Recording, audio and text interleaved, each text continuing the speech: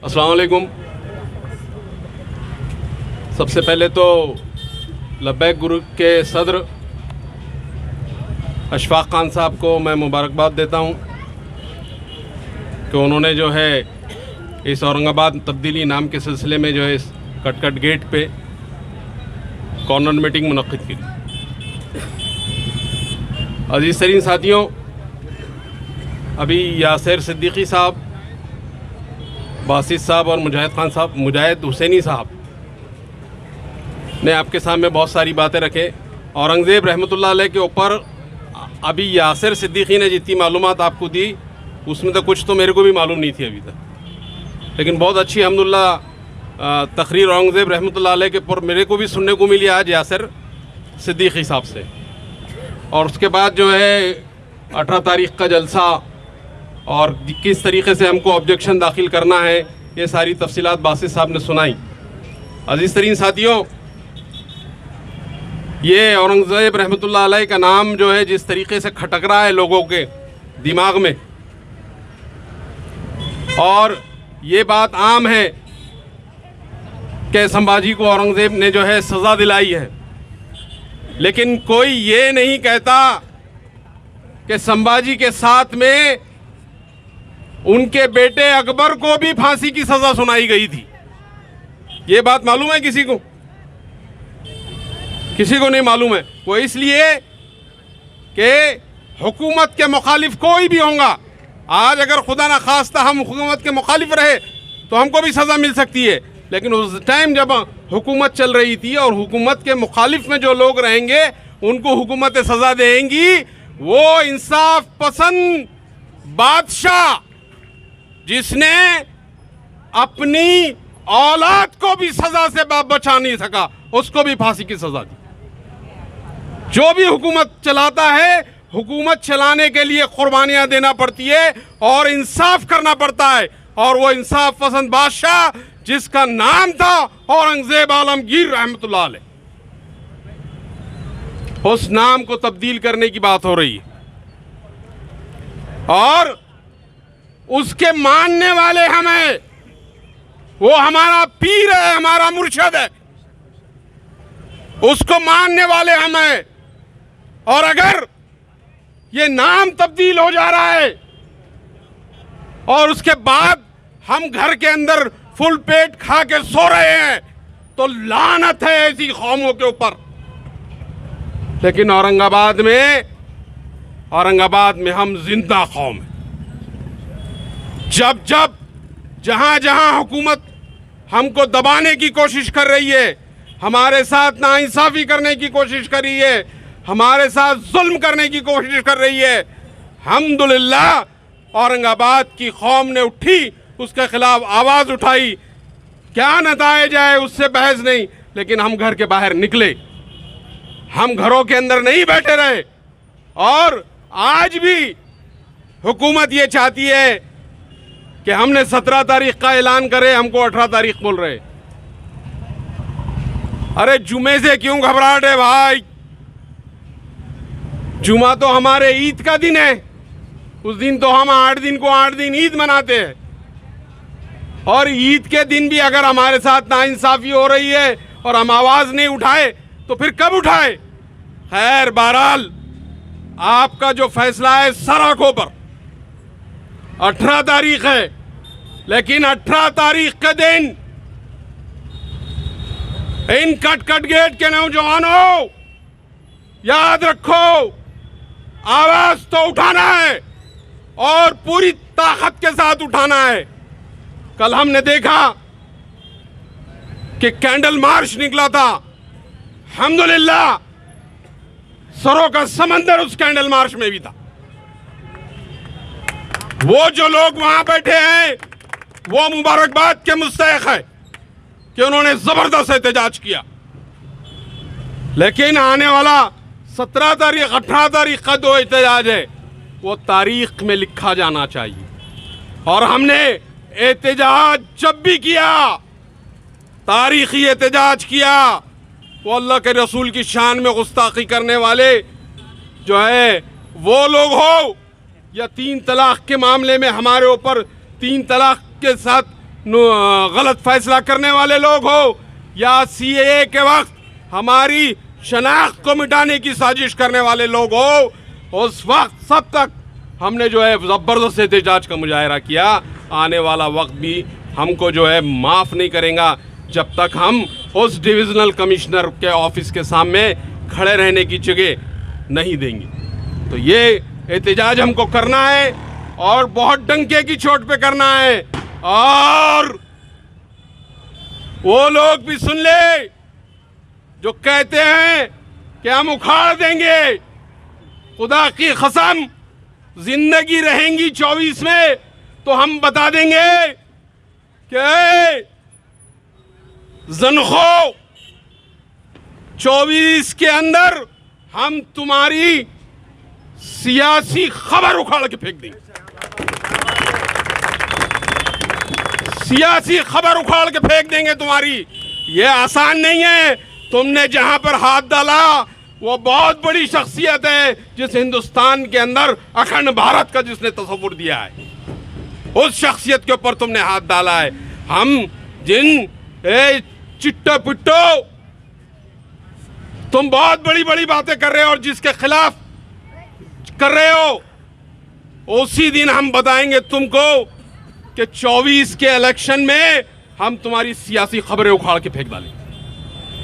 और ये हमको करना है हमारी सियासी सोच के साथ, हमारी सियासी बसीरत के साथ कि अगर कोई शख्स हमारे बुजुर्गान दीन के ऊपर, हमारे रसूल के ऊपर, हमारी शनाख्त के ऊपर आवाज़ उठाएगा, हम उतनी सियासी बेदारी का मुजाहरा करेंगे और सियासी बेदारी कायम करके उन लोगों को उनकी हैसियत बताएंगे जो अपनी हैसियत से ज़्यादा बड़ी बात कर रहे हैं। तो अजीज़ तरीन साथियों, ये अज़्म कर लो आज जितने लोग यहाँ मौजूद है कि इस कटकट गेट के अंदर जितने लोग बसते हैं वो 18 तारीख के दिन डिविजनल कमिश्नर ऑफिस दिखना चाहिए।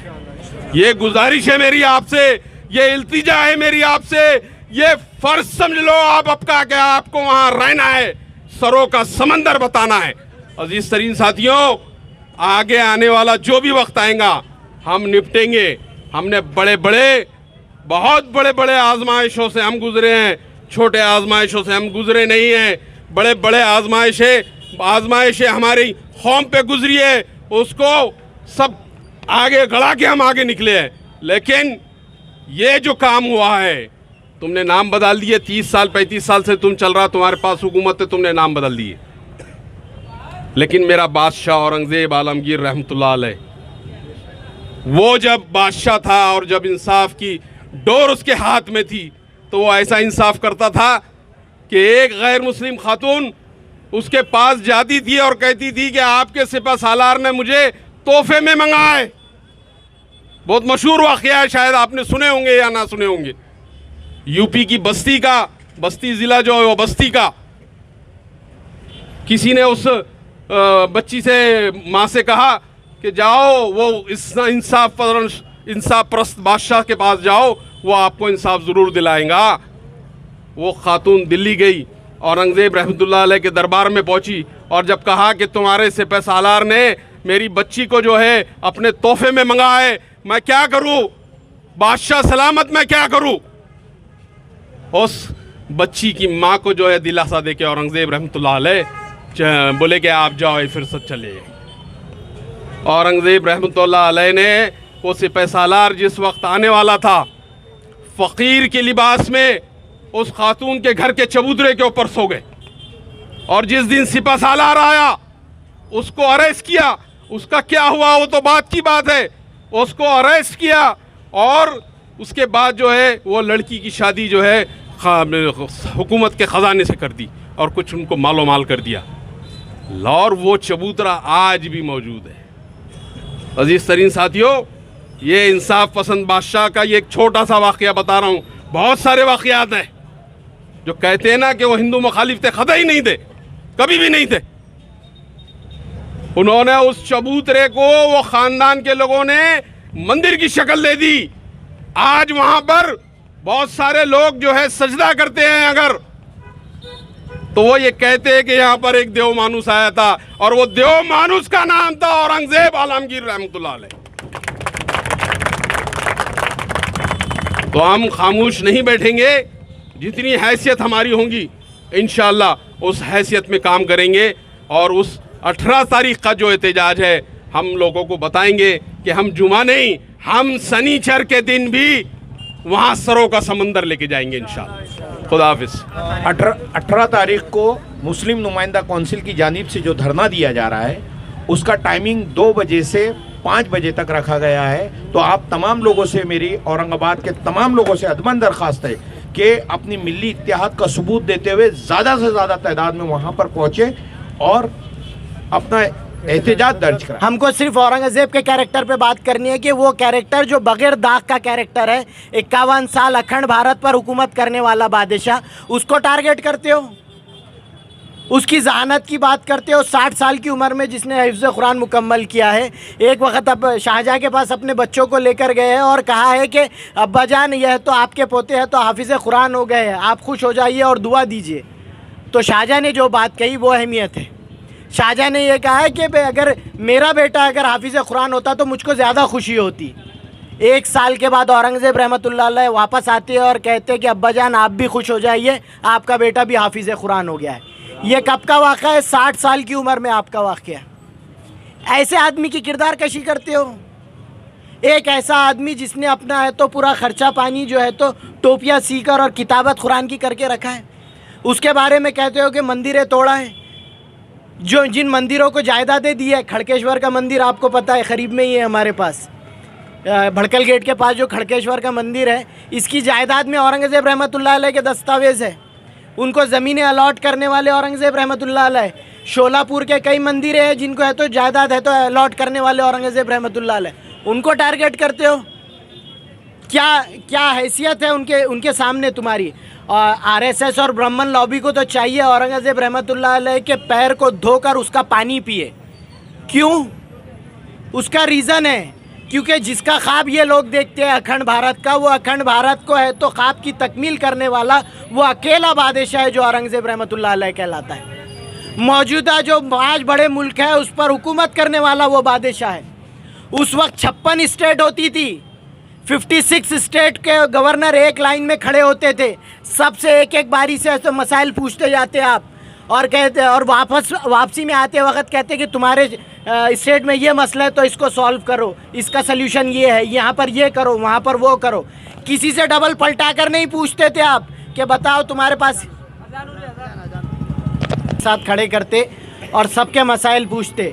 वापसी में जाते टाइम है तो सबको बताते कि तुम्हारे स्टेट में क्या मसाइल है और तुमको क्या करना चाहिए। किसी से डबल नहीं पूछते थे कि हाँ क्या आपने क्या कहा था, आपके पास मसाइल क्या है। ये आदमी की जो जहानत है, इस लेवल का जो आदमी है जिसने चीन को है तो एक लिमिटेशंस में रख दिया था। आज चीन का मसला जो इतना बड़ा उठकर आ रहा है, वो औरंगज़ेब रहमतुल्लाह अलैह ने हद बांध दी थी कि चीनियों की हद यही है और ये इससे बाहर ही रहेंगे। वो आदमी पर इल्ज़ाम तराशी करते हो, उसके कैरेक्टर को असैसिनेट करते हो और बताने के लिए है क्या? आप पर है तो कोई लड़की के है तो से गलत हरकत करने का आरोप भी नहीं लगा सकते, ये दुश्मन भी नहीं लगा सकते उन पर। ये इतना क्लीन कैरेक्टर का आदमी है। दूसरे कई कैरेक्टरों पर तो लगा लेते हैं लेकिन औरंगज़ेब पर नहीं लगा सकते। जो टारगेट किया जाता है वो उनके वालिद को क़ैद करना और भाई से जंग करने का किया जाता है। तो ये तो सबने किया है, किसने नहीं किया? अशोक की तारीख में देख लो, जिसके नाम पे ये शहर रखने जा रहे हैं उसकी तारीख में भी ये शामिल है। अपनी माँ को और अपने सौतेले भाई को इसने कत्ल किया है। तारीख का ये एस्पेक्ट भी बताने की ज़रूरत है। हम ये नहीं कहते कि बहुत बड़ा तीर मारा है। अफजल ख़ान का कत्ल अगर जो हुआ है ये तारीख का हिस्सा है, हम एक्सेप्ट करते हैं कि हाँ अफजल ख़ान का जिस तरीके से कत्ल हुआ है ठीक, लेकिन तारीख का ये एस्पेक्ट भी बताइए। ये भी तो आइए, आज अगर औरंगज़ेब का नाम लेने पर इतने सारे मामलात होंगे तो कल है तो अल्लाह के रसूल ना का नाम लेने पर भी सारे मामलात होना शुरू हो जाएंगे। आज शर्ट उतरा है, कल बनियान उतरेंगी, कल को है तो नंगा घूमना पड़ेगा, तब क्या करेंगे? तो कम से कम आज नाम लीजिए और याद रखिए औरंगाबाद का नाम है तो बुनियाद में जुड़ा है औरंगज़ेब रहमतुल्लाह अलैह की बुनियाद से। अगर औरंगज़ेब रहमतुल्लाह अलैह को अगर हटाकर औरंगाबाद के नाम को डिफेंड करेंगे तो याद रखिए अल्लाह की मदद इसमें कभी नहीं आएंगी। इसको समझिए, बहुत बारीक नुक्ता है। औरंगाबाद को है तो बसाया है, मलिक अंबर ने बसाया है, औरंगज़ेब रहमतुल्लाह अलैह ने इसको परवान चढ़ाया है। ये इस्लाम दरवाज़ा आप देखते हैं, किराड़पुरे का करीब में जो मंबा है, ये सारे जो 12 नहरें औरंगाबाद में जिसने चलाई है और बनाई है, उस शख्स को क्या भूल जाएंगे? उसके बगैर क्या औरंगाबाद की बुनियाद की बात कर पाएंगे? बाईजीपुरा जिसने बसाया है, जिसने है तो ये रोशन गेट है, ये रोशन आरा महल जिसने आबाद किया है, ये शाही मस्जिद का किले अरग जिसने बनाया है, उसकी तारीख के बगैर आप बात करेंगे? कहाँ पर से नाम माइनस करेंगे आप? पूरे हिंदुस्तान में 418 नाम है औरंगज़ेब के नाम से मंसूब। सबको ख़त्म करने की कोशिश करेंगे, और अगर सबको ख़त्म भी कर दिए तो याद रखिए, मुसलमानों के दिल से कभी औरंगज़ेब रहमतुल्लाह अलैह की अज़मत को तुम ख़त्म नहीं कर सकते।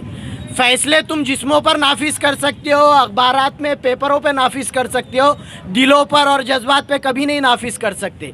ठीक है, आज तुम ताकत है, तुम नाम तब्दील कर लो, लेकिन हमारे दिल में औरंगज़ेब रहमतुल्लाह अलैह की अज़मत बाकी थी और रहेंगी। हम मरते दम तक रहेंगे। हमको पता है वो कैरेक्टर क्या है। हम नाम इसीलिए औरंगाबाद का जब नाम लिया जाता है तो लोग जानते हैं, सिटी ऑफ औरंगज़ेब कहते हैं, सिटी ऑफ गेट कहते हैं। गेट जब सिटी ऑफ गेट कहा जाता है, किसने बुनियादें डाली है? ये परवान तो हम ही ने चढ़ाया है ना सब। मलिक अंबर ने चढ़ाया है, औरंगज़ेब रहमतुल्लाह अलैह, आसिफ जाह अव्वल है, डॉक्टर रफ़ीक ज़करिया क्या है, ये इनके खून पसीने हैं तो इस शहर में की बुनियादों में है। और तुम इनके बगैर है तो औरंगाबाद की तारीख लिखना चाहते हो? औरंगाबाद की तारीख इन 4 नामों के बगैर मुकम्मल नहीं हो सकती।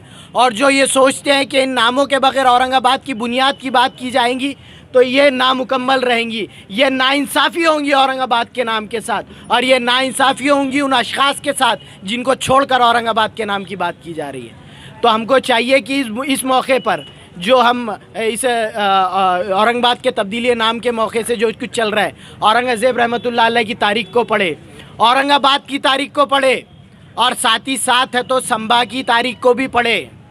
मालूम तो पड़े मुस्तकबिल में अगर ये नाम हो जाए तो किस नाम के साथ है तो हमारा मामला जुड़ना है, किस नाम से लोग हमें याद करेंगे। हाँ भाई, ये संभा के शहर से है तो संभा का कैरेक्टर भी पता होना चाहिए। अपने बच्चों को बताइए ये कैरेक्टर है और ये कैरेक्टर से हमको क्या करना है, वो उन पर फैसला छोड़िए। इतना कहकर अपनी बात ख़त्म करता हूँ। आगे की बात